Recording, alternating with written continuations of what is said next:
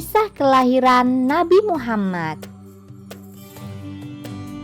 Ribuan tahun yang lalu, Mekah hanyalah sebuah kota di tengah lembah tandus yang kekeringan. Namun, semenjak lahirnya Nabi Ismail, Mekah mendapatkan berkah sehingga menjadi kota yang ramai oleh pengunjung dengan pusat perdagangan yang makmur, terutama di saat Hashim bin Abdul Manaf berkuasa. Tetapi saat itu masyarakat masih banyak yang percaya pada tahayul dan menyembah berhala. Pada masa itu disebut zaman jahiliyah. Hari demi hari telah berlalu. Kepemimpinan Hashim tergantikan oleh pemimpin yang usianya lebih muda. Sebelum Hashim wafat, beliau memberikan sebagian hartanya kepada Abdul Muthalib, kakek Nabi Muhammad. Sampai saat itu, Mekah semakin ramai bahkan melebihi gereja Al-Quds milik Raja Abraha. Abdul Muthalib memiliki 10 anak laki-laki yang selalu membantunya bekerja sehari-hari. Putra bungsu Abdul Muthalib bernama Abdullah. Beliau adalah pria tampan dan baik hati, putra kesayangan yang disukai oleh banyak gadis desa pada saat itu. Abdul Muthalib berencana menjodohkan putra bungsunya dengan putri dari Abdul Manaf. Mendengar kabar perjodohan itu, para gadis di Mekah kecewa. Tapi Allah berkehendak lain. Abdullah berjodoh dengan Aminah, gadis yang memiliki nasab paling baik di suku Quraisy. Akhirnya mereka pun menikah dan mereka diberi kepercayaan oleh Allah berupa buah hati di dalam kandungan Aminah. Mendengar istrinya mengandung, Abdullah sangat bahagia dan lebih bersemangat dalam bekerja. Musim semi telah tiba. Abdullah harus pergi ke wilayah Syam untuk berdagang bersama kafilah dagang yang lainnya.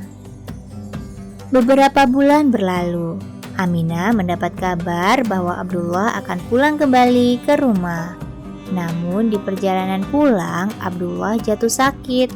Kakak sulung Abdullah yang mengetahui kabar itu pun akhirnya bergegas pergi menjenguk adiknya. Tetapi ternyata ia tidak bisa bertemu karena Abdullah telah wafat. Mendengar kabar wafatnya Abdullah, seluruh keluarga merasa sangat sedih, terutama sang istri Aminah. Ia sangat sedih karena usia kandungannya masih muda. Waktu terus berjalan, perut Aminah pun semakin membesar, seolah-olah memberikan tanda bahwa sebentar lagi bayi di dalam kandungan Aminah akan segera lahir. Pada tahun kelahiran Nabi Muhammad, di Mekah terjadi perang yang hebat. Raja Abraha dari Yaman mengirimkan ratusan pasukan gajah untuk menghancurkan Ka'bah. Ia merasa sangat iri dan merasa tersaingi ketika melihat di bawah pimpinan Abdul Muthalib Mekah menjadi sangat masyhur dan maju. Tapi Allah menggagalkan niat buruk Raja Abraha dengan mengirimkan pasukan burung ababil yang membawa batu kerikil untuk dijatuhkan ke pasukan gajah tersebut. Tepat pada hari Senin 12 Rabiul Awal 571 Masehi, Aminah melahirkan bayinya, Nabi Muhammad. Rumah Aminah tampak bercahaya di antara keramaian perang hebat yang sedang terjadi di Mekah pada saat itu. Mendengar kelahiran cucunya, Abdul Muthalib sangat bahagia dan langsung pergi ke rumah Aminah. Semua keluarga nampak bahagia, merasa seakan Abdullah sedang berada di antara mereka. Kebahagiaan tidak hanya terpancar dari wajah Abdul Muthalib, tetapi juga terlihat saat ia menggendong cucunya berkeliling Ka'bah berkali-kali sambil menyatakan rasa syukur yang mendalam.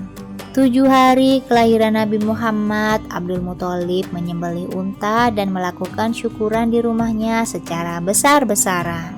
Beliau mengundang semua masyarakat untuk datang ke rumahnya dan sekaligus memberikan nama Muhammad dengan harapan dapat menjadi manusia paling mulia di dunia sekaligus menjadi nabi terakhir utusan Allah Subhanahu wa Ta'ala.